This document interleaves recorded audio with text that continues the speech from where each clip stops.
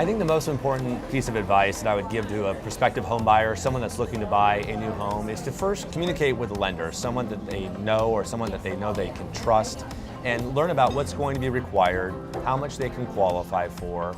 Just do that first before you fall head over heels for a home.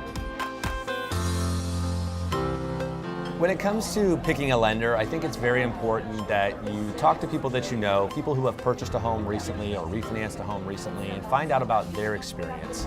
And consider using someone that they know and that they trust.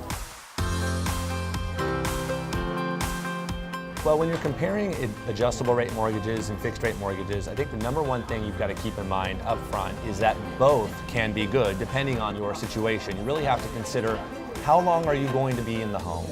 How long are you going to keep this home loan?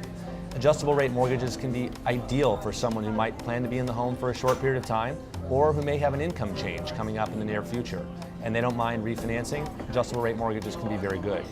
Fixed rate mortgages can also be ideal, particularly for those looking to keep the house and to keep the loan for an extended period of time. Very common in markets like this one where rates are as low as they are.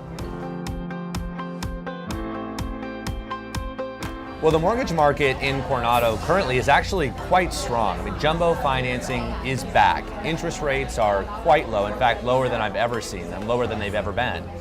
There's more programs available for larger loans with less required down as far as a down payment.